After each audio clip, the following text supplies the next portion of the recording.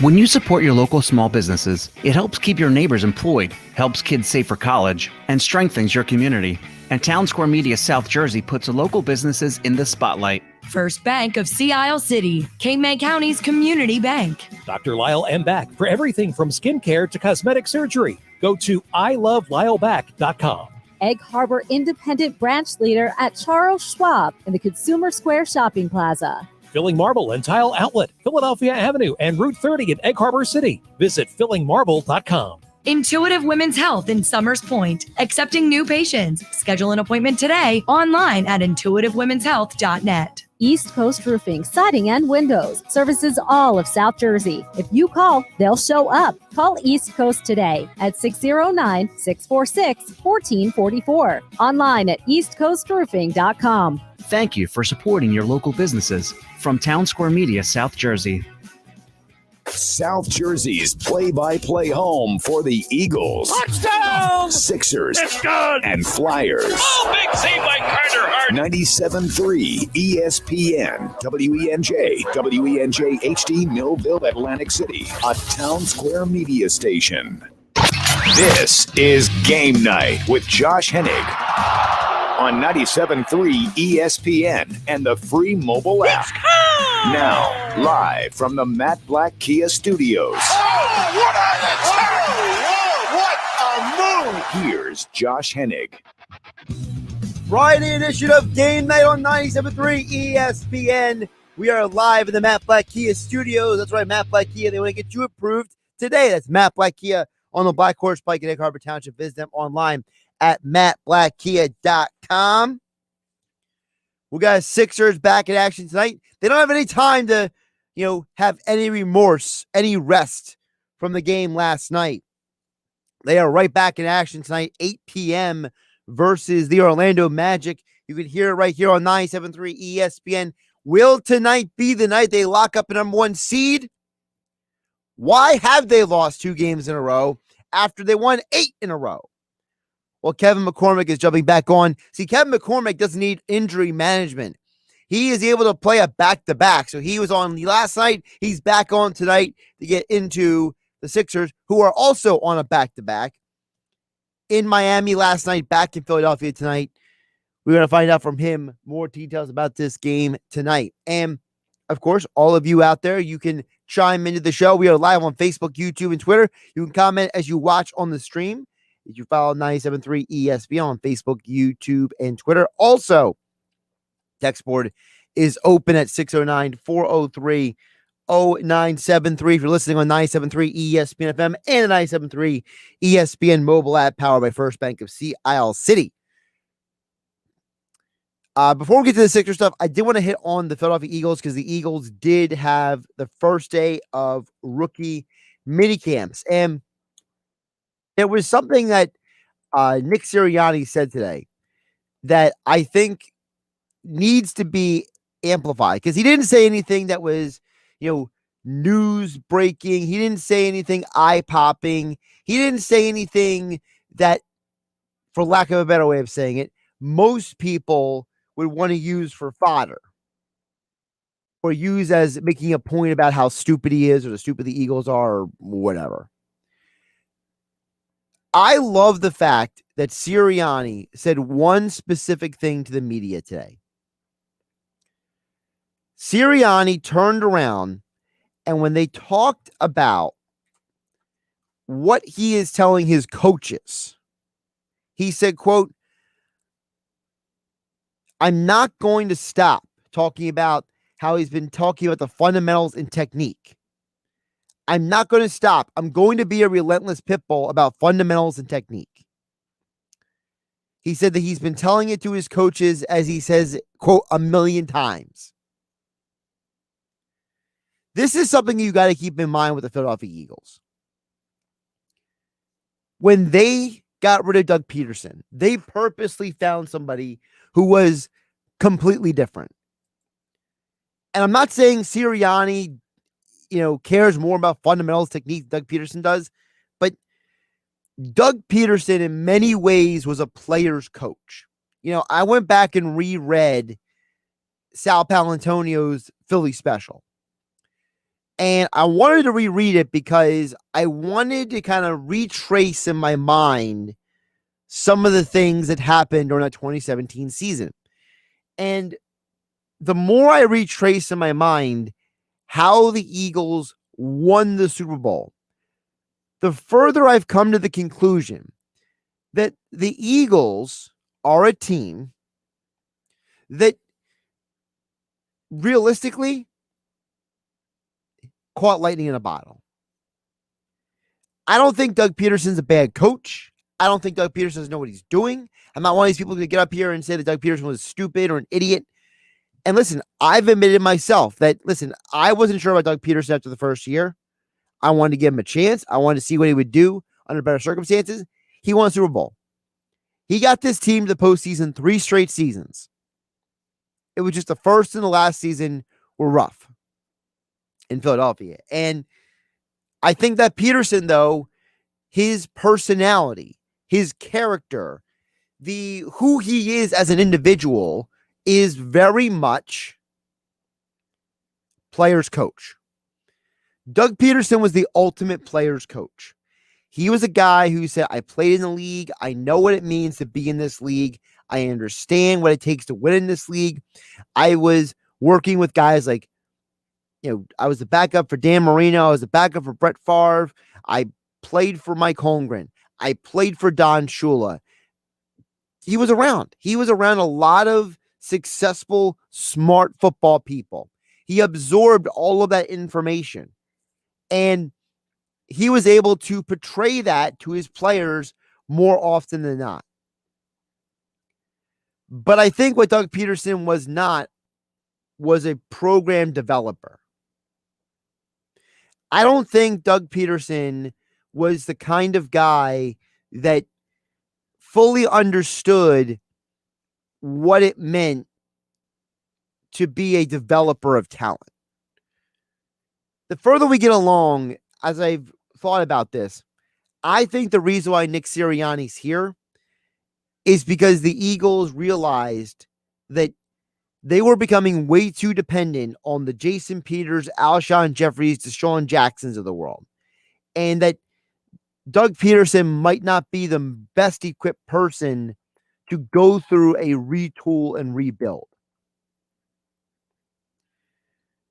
I'm not saying that Doug Peterson couldn't have won with the team under different circumstances, but I do think it should be considered that Doug Peterson had more success with Nick Foles and Carson Wentz. I think that it should be considered that Doug Peterson, whether directly or indirectly, benched Travis Fulgham in favor of Alshon Jeffrey. I don't think it can be overlooked that Doug Peterson had more success with running backs like LeGarrette Blount and Corey Clement and players like that than he did with Wendell Smallwood. And you could argue that Miles Sanders was thrust into his role in 2019, but part of the reason why they never capitalized on it is because they never used him the same way in 2020 as they did in 2019. So you have to wonder, is Doug Peterson the coach who walks into a team that's not rebuilding and has success? I think it's a question that has to be asked. So when I listen to Sirianni, he sounds more and more like a program builder when he says, quote, "The coaches have heard me talk about fundamentals and technique a million times. I'm not going to stop either. I'm going to be a relentless pit bull about fundamentals and technique." That sounds like a guy who is trying to instill the fundamentals of the game on a team that, if you watched the team last year, was not very fundamentally sound. Now, some of those guys are no longer here anymore, but it was obviously a bit of a cultural thing as well. If one guy doesn't have the fundamentals and it's not, shall I call it, enforced. Okay. If for example, all right, let me bring this back into the real world. Let's say you're at your job. Let's say your job has certain, qualifiers, regulations, and one employee doesn't follow the rules, and they're never, confronted about it. They're never talked to about it. They're never punished for it. So that other people start doing the same thing. What if it's one of those deals where everyone is supposed to wear a certain attire? One person doesn't. Nobody's reprimanded. Another person doesn't. No one's reprimanded. And soon, nobody's following the dress code. And then someone walks around and says, why is nobody in dress code? And it starts with because the one person was never steered back on track. It's a similar concept in sports. If one person is not following the rules, not following the playbook, does everyone else have to? There was a lot of talk out of the NovaCare Center, or complex, I should call it, that Doug Peterson was not very strict with the rules. He did not hold guys accountable for being late for meetings, being late for practice, that there were times that he would go out there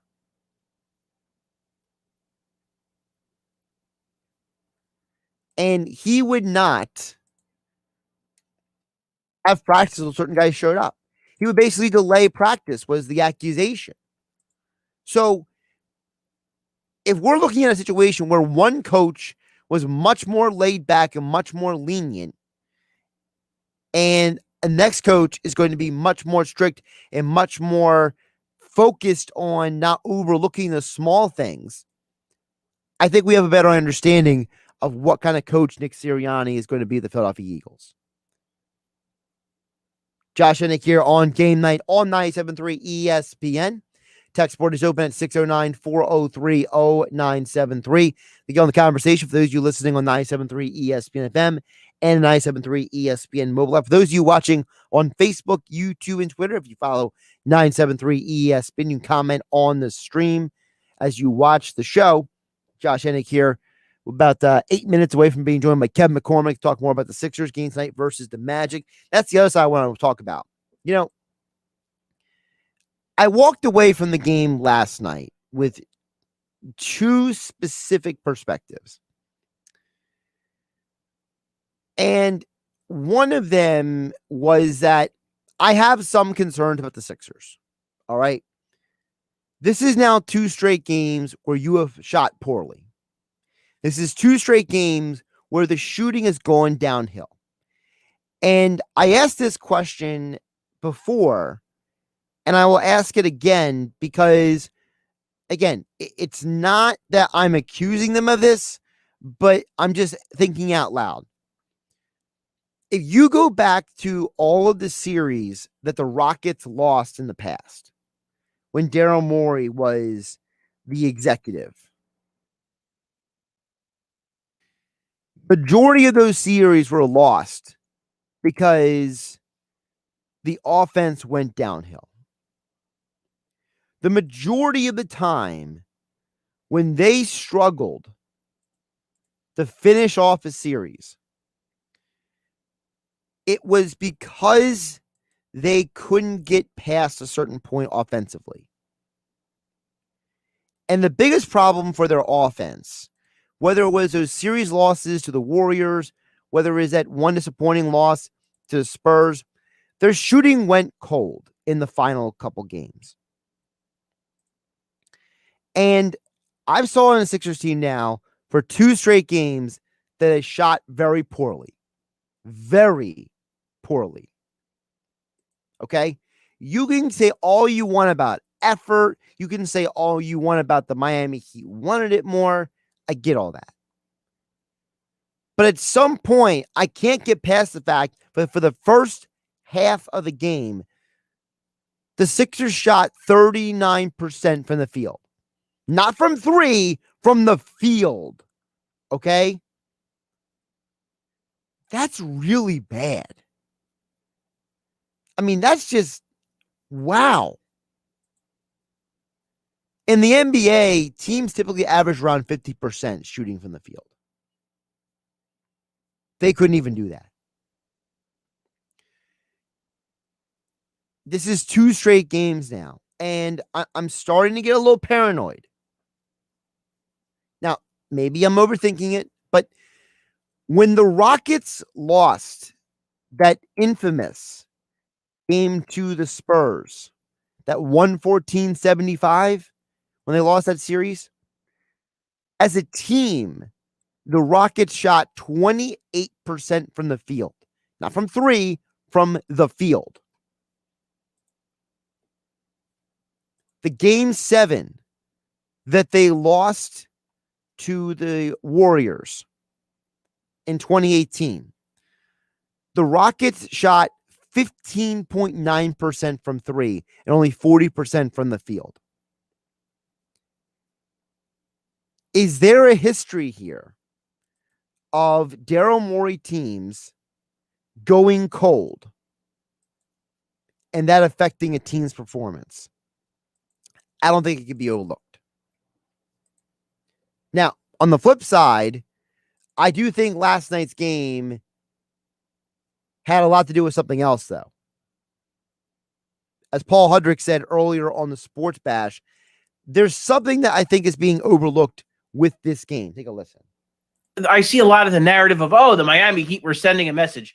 Miami Heat can't worry about sending a message. Miami Heat just have to win basketball games. They can't be worried about sending a message. They got to just win. And the Sixers aren't as desperate to win. And I thought that's what played out. I thought Miami was the much hungrier team. I thought they played much harder.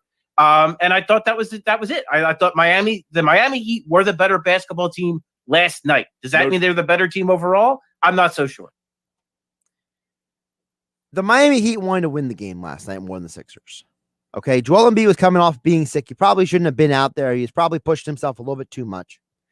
Eric Spoelstra was in postseason mode. You could argue that the Heat were going to win that game no matter what. So I'm not going to read too much into that game last night. But the questions I have are about this season overall, about the Sixers team overall. If someone out there wants to tell me that the Sixers, them losing that game last night is a bad omen, I can't rock with that.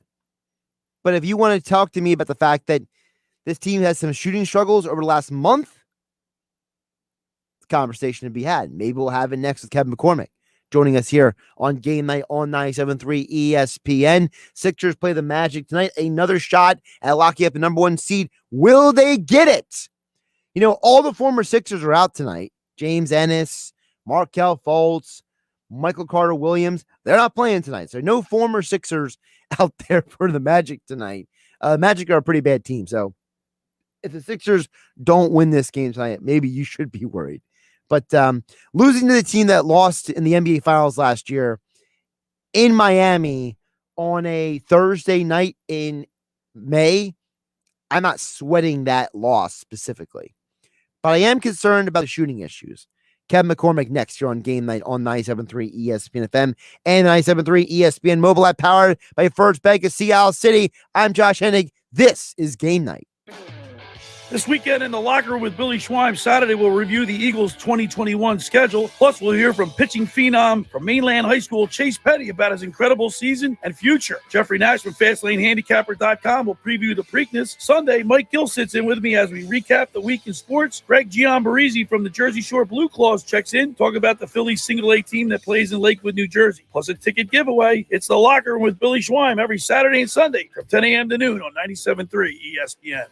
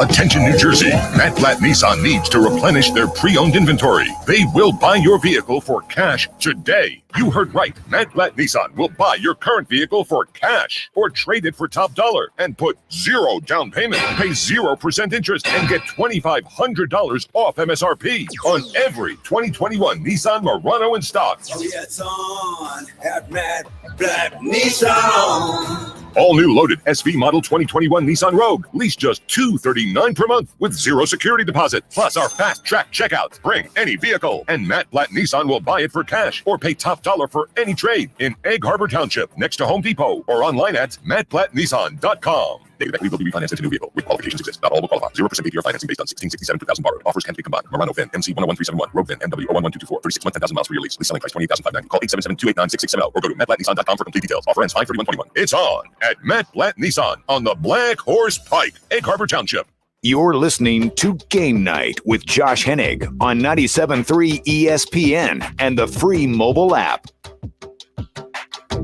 Josh Hennig here on Game Night on 97.3 ESPN. Sixers are back in action for a back-to-back tonight, taking on the Orlando Magic. Of course, you hear all the action right here, starting at 8 p.m. here on 97.3 ESPN. Well, the Sixers are on a back-to-back. So Kevin McCormick agreed to be on a back-to-back as well. Kevin McCormick joins us for the second straight day here on Game Night on 97.3 ESPN. And as all guests, he is appearing on the Boardwalk Kind of Hotline here on 97.3 ESPN FM and on Facebook, YouTube, and Twitter as you're watching the show. Kevin, how you doing today? Josh, I'm doing good. I had to get the ice on today. You know, we're in the second leg of the back-to-back, but I'm doing my best to be here for you. I'm going to try and contribute. So are you an ibuprofen? Are you a Tylenol guy? Are you an aspirin guy? What is your role there? I got up today, set the alarm 4:30 a.m. I got the ice bath going, you know, got some nice yoga, the stretching, all of it. I'm very against the grain of how I keep my body right. Okay. All right. Well, there you go. Now you know Kevin McCormick's regimen for dealing with a back-to-back there. So now back to the Sixers. Kevin, so first of all, to me, before we get to my theory, my idea, to me last night, I don't like this opinion. I played Paul Hudrick's cut from earlier in the Sports Bash. I don't like this idea that the Miami Heat, they were sending a message, and I agree with Paul. Like, that's stupid. Like, you play to win the game. You're not sending a message, all right? Spoelstra coached like he had to win the game last night, and Doc realized that at a certain point, he just didn't have enough bullets in the chamber that were landing.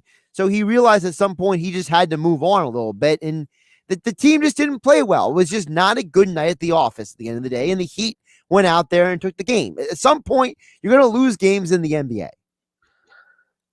I agree and disagree with some of that. In terms of sending a message, I think they absolutely tried their hardest to send a message. Even before we came on, when I was on with you before the game, I said Jimmy Butler is going to do his best to get back at his former teams because he is without a doubt one of the pettiest guys in the NBA right now.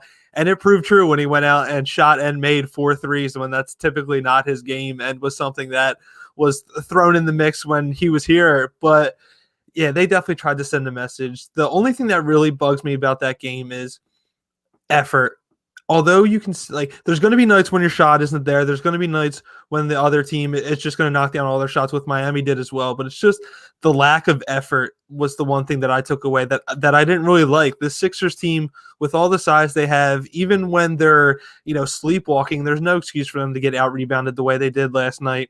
That I believe Miami grabbed 11 or 12 more rebounds. They had 15 offensive rebounds, which just resulted in them getting more clean looks. And Tobias Harris said it best after the game when he said that Miami came out and looked like the team that was trying to punch the 1 seed, and the Sixers just looked lifeless. And it could be, end of the season blues, just trying to survive this last stretch and get to the postseason. Maybe it's a little bit of once it got blown out of proportion, Doc wasn't going to go too deep into the well because you don't want to show your cards against a team that you could potentially see in the second round. Or maybe it was just a much needed wake-up call for this team. They've had this very easy stretch for the last week and a half, 2 weeks, and it's almost kind of like that, when you're driving on the road for too long and the lines in between the lanes can make you fall asleep, that they were just kind of sleepwalking through this last week and a half, and they caught a team that finally punched them in the mouth and woke them up and hit them with the smelling salt. So hopefully they take it as that, with the postseason slightly around the corner. All right, so with that being said, some people have inferred that Joel Embiid shouldn't have played last night. Are you in that camp, that the idea that Embiid didn't look like he was fully there physically and mentally, that maybe he just should have held out and stayed at home and played tonight? Based on what I saw from him last night, I have to say yes. It was clearly looked like he was rushed back. Even before the game started, Doc Rivers said that he got up and down the floor yesterday or the day prior, and it didn't look great, but looked fine. And I thought that was kind of a troubling sign before the game. And then just seeing him out there, he looked gassed. He didn't look like the Joel Embiid that we're accustomed to seeing. And I feel like you brought it up before we came on, that there was that idea of Embiid came up, they were going to try and come out early, see if they could break out to a good lead and have Embiid there to try and lock up that 1 seed. And he didn't have it. It didn't look great. So if I had to pick a camp, yes, I would say I'm in the camp of he was completely rushed back. There was no need to throw him out there with the way he looked, in terms of his condition, and should have just been saved for tonight's matchup. Kevin McCormick joining us here on Game Night on 97.3 ESPN, at Kevin MCC NBA on Twitter. Sixers versus Magic. First of 2 home games to finish the season, the regular season versus the Magic. 8 o'clock tonight on 97.3 ESPN. All right. I'm going to pitch you my Sixers concern theory. All right. Now, I've been working on this theory for actually a couple months now. All right. And it kind of only really gestated to the surface recently. So the Sixers have shot really badly these last 2 losses, really bad. It's not just from 3. They shot, 39.6% in the first half last night. It was just bad. And there's a part of me in the back of my mind, I don't forget certain things. They stick with you, right? So when Daryl Morey was running the Rockets, when they got blasted by the Spurs in that end of that series a few years ago, they shot 28% from the field in that final game. When they lost to the Warriors in that game 7, they shot 40% from the field and 15% from 3. And there's numerous examples of the Rockets team where when push came to shove and they had to make shots, they couldn't make shots because they were so dependent on the shooters. The shooters failed them. Now, that was Mike D'Antoni's offense. That was a different team, different structure. They didn't know Embiid. They didn't have Simmons. I get that. But I'm still concerned that is there going to come a point where you're looking at Danny Green and Seth Curry and Shake Milton and Furkan Korkmaz and George Hill saying, I need these guys to make shots, and then they don't make shots, and then you lose the game because nobody's making shots on a team that's built on you making shots around Embiid and Simmons to allow them to do what they do? I would say maybe that could play a factor for the younger guys, your Furkan Korkmaz's, your Shake Milton's, Matisse Thybulle's, and such. But the veteran guys, I don't know if I consider that much of a worry. When you look at Danny Green, when you look at George Hill, these are 2 very good vets who understand that the playoffs are a different beast. Danny Green has made a career off thriving alongside star talent, granted it be the Spurs trio in San Antonio, LeBron and AD in Los Angeles, Kawhi in Toronto. George Hill as well had his nice run alongside LeBron in Cleveland. I think when push comes to shove, those veteran guys are going to be able to step up.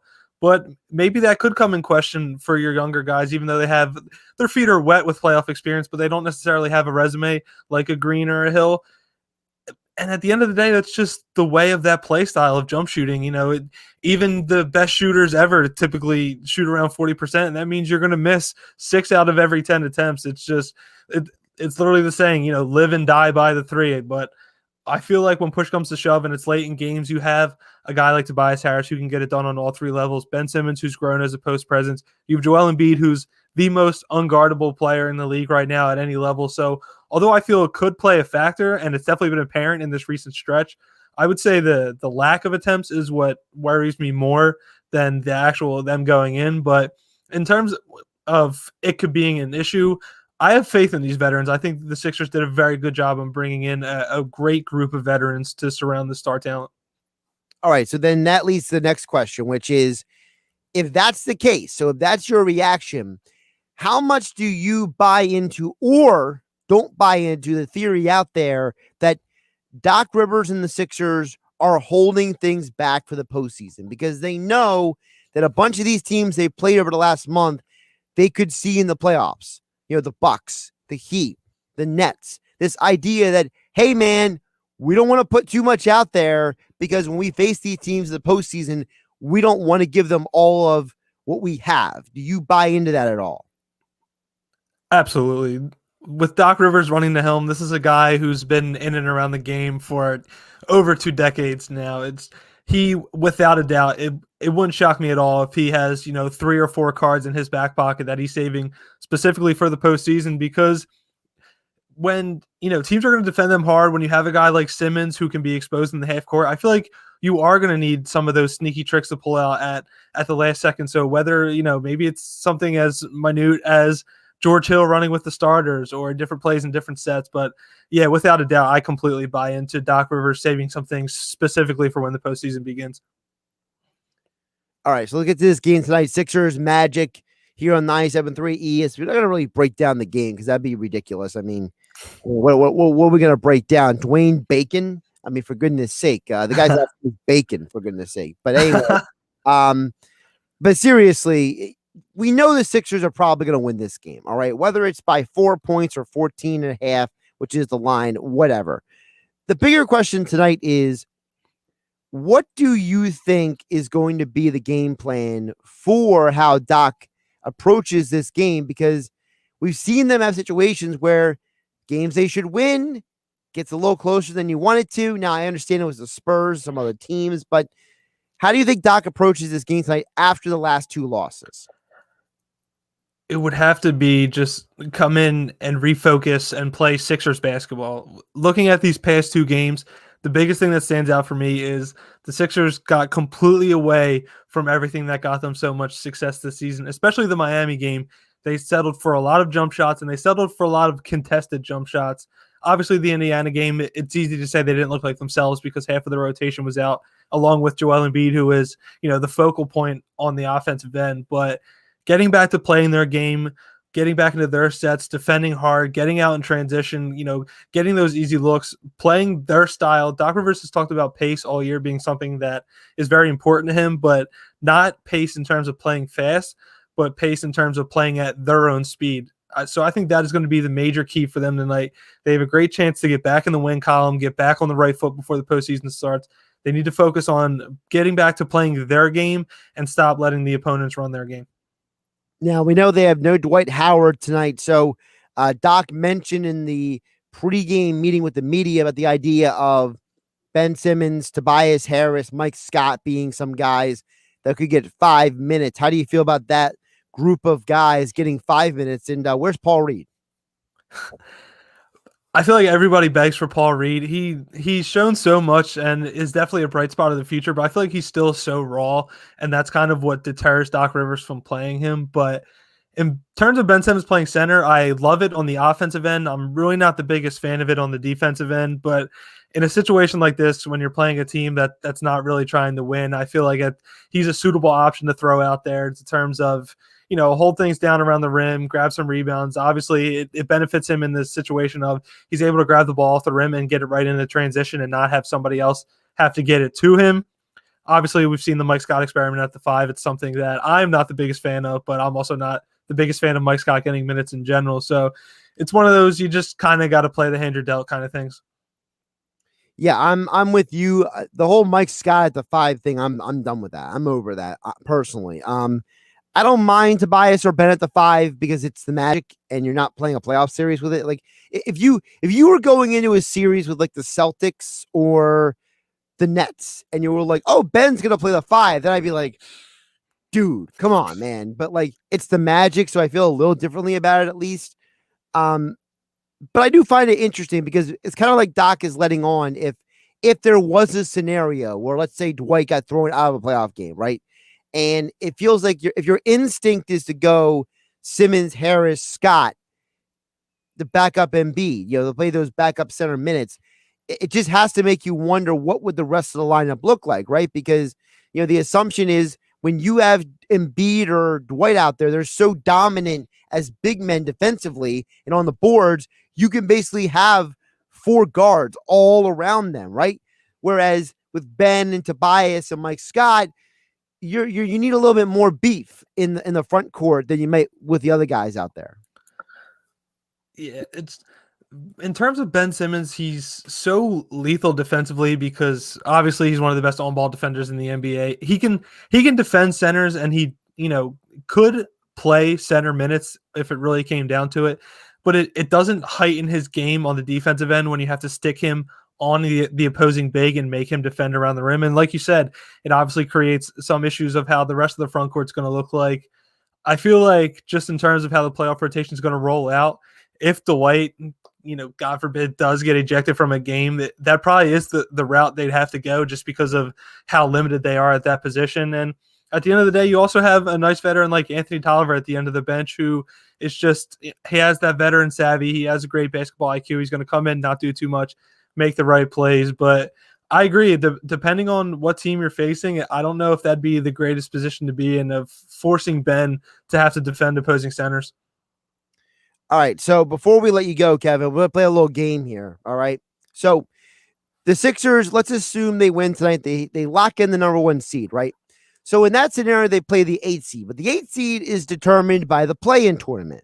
So I'm going to give you the 4 teams that are projected to play in the play-in tournament, all right? And I know the Wizards haven't officially locked it up, but I'm assuming they will because they're 2 games ahead of the Bulls, and Russell Westbrook looks like he's unstoppable right now. So I'm going to assume they get in. So I'm going to ask you about each one of these teams, and you give me a kind of a grade about like how concerned or not concerned are you about that matchup for the Sixers in the first round, okay?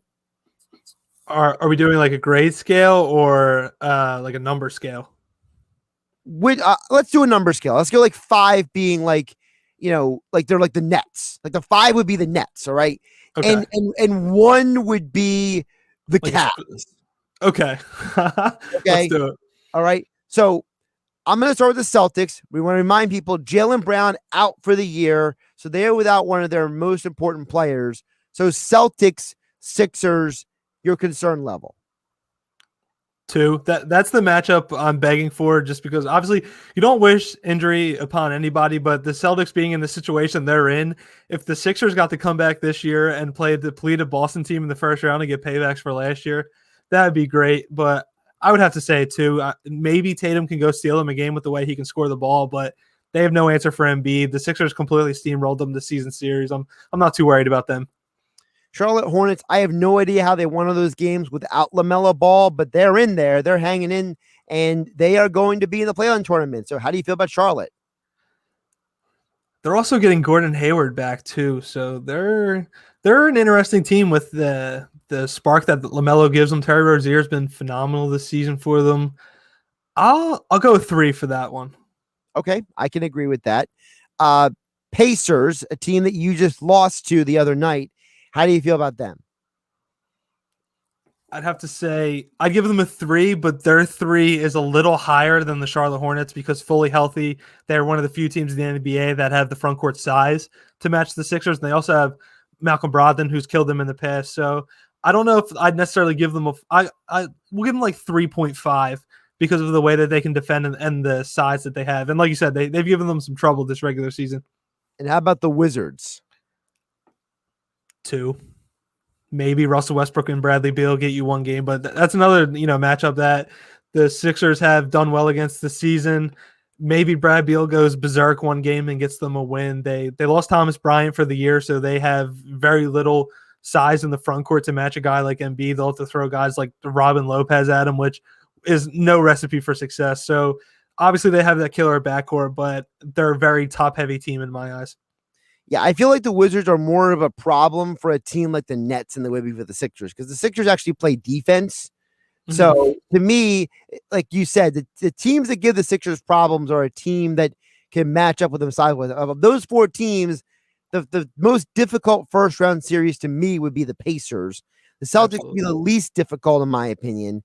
I feel like for me at least, Charlotte and the Wizards are kind of like on the same level for me because they both present unique challenges on the perimeter, but they're not unique enough to like derail you, if that makes sense.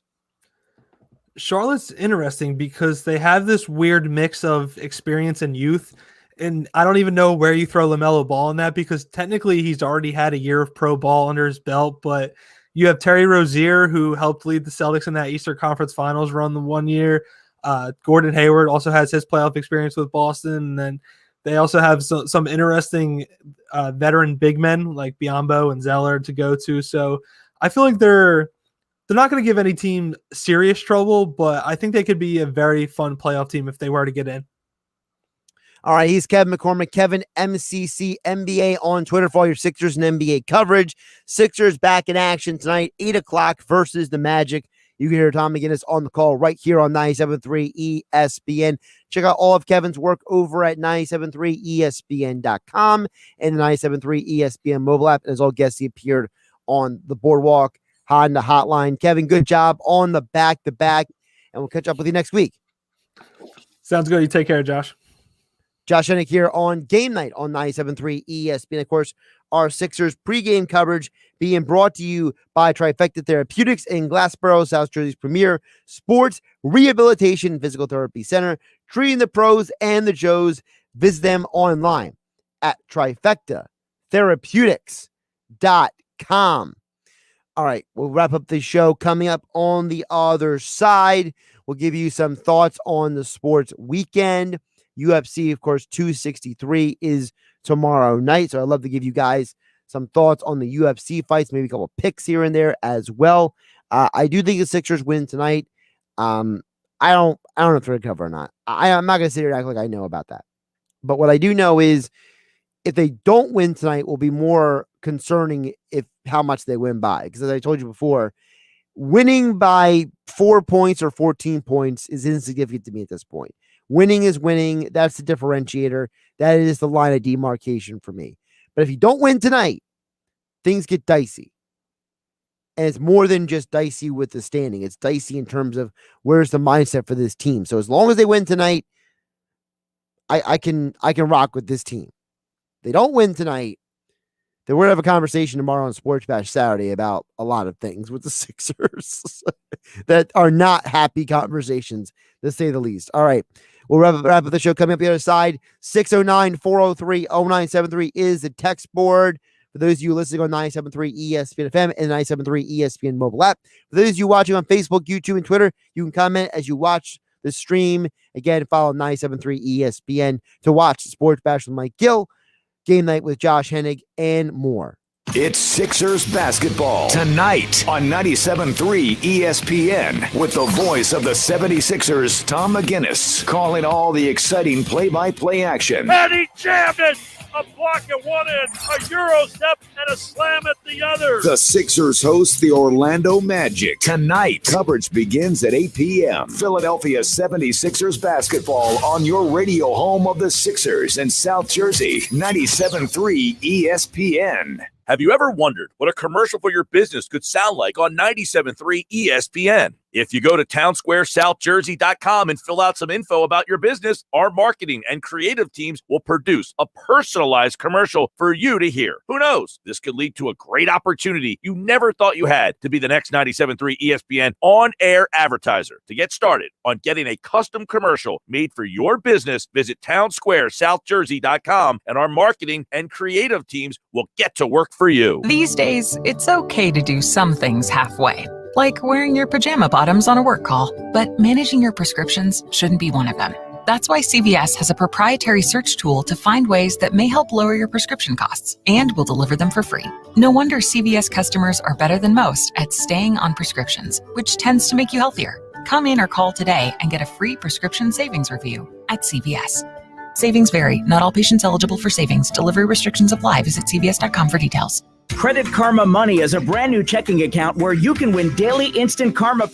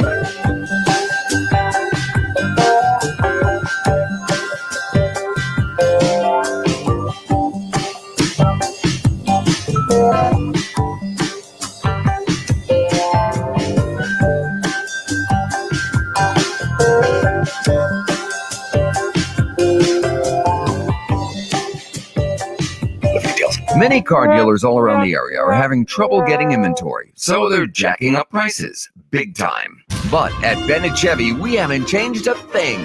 Why would we? You said you love our GM supplier employee pricing. You pay what our supplier employees pay, not a penny more. Bennett also gives you all the rebates, which can add up to a whopping 25% off MSRP. Plus, Bennett's got available 0% financing that'll save you thousands more. Looking for used? Good news. Bennett's still paying a minimum $7,000 for any trade you bring us, regardless of condition or miles. Any old Heath is worth a minimum $7,000 towards any pre-owned in stock. And our non-commissioned sales staff is paid on your satisfaction, not how much you spend, so there's no pressure ever. And Bennett Chevy is now an authorized lease return center for all brands. So now more than ever, there's just no beating Bennett. Find new roads at Bennett Chevrolet, Egg Harbor Township, and BennettChevy.com. Now, more Game Night with Josh Hennig on 97.3 ESPN and the free mobile app. Josh Hennig here on Game Night on 97.3 ESPN. We are live on Facebook, YouTube, and Twitter. You can watch the show. Just follow 97.3 ESPN to watch the show. Shout out to all of you listening on 97.3 ESPN FM and the 97.3 ESPN mobile app, of course. Game Night with yours truly, Josh Hennig, being brought to you by my friends over at FanDuel Sportsbook. Listen, FanDuel is more than just basketball, MMA, football. It's also there for you for baseball. And FanDuel Sportsbook wants to give you one more shot to swing for the fences because FanDuel is letting you place your first bet risk-free. That's right. New users get up to $1,000 back in site credit if your first bet doesn't win. There's a reason why FanDuel Sportsbook is America's #1 sportsbook. They've got great odds in all different betting markets, with unique and fun bet types like same-game parlays and always-on promotions to let you get more action out of every game day.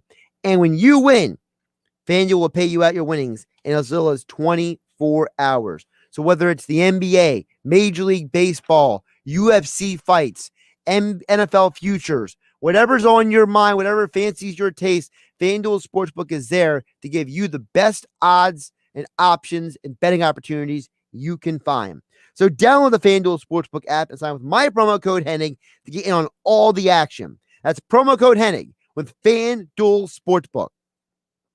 Must be 21 or to play and present in NJRPA. First online real money wager only for risk-free betting. Refund issued is non-withdrawable site credit that expires in 7 days. Restrictions apply. See sportsbook.fanduel.com for details. Gambling problem, call 1-800-GAMBLER. All right, we got that all tucked in out of that little disclaimer. But seriously, the thing with FanDuel is, and I told you guys earlier, tonight's not the kind of thing you want to look at, but here's the deal.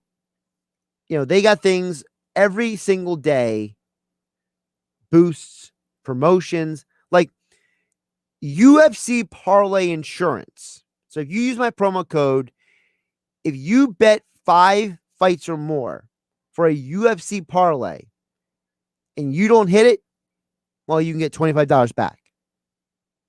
That's right. Same game parlay insurance is also for UFC fights.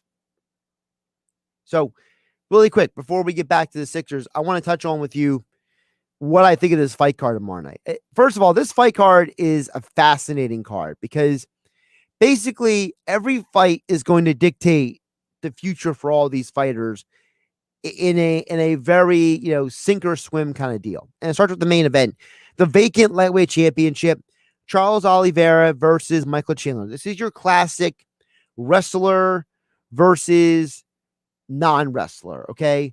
This is your traditional UFC American versus Brazilian kind of deal, okay? Charles Oliveira, his background from Brazil, he has that black belt background, he's got that shoot box background, fighting a guy, Michael Chandler, all-American wrestler, powerhouse puncher.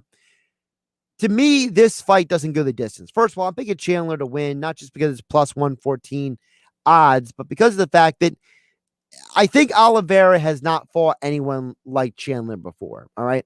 I understand that Oliveira is on this wild win streak, but think about it this way.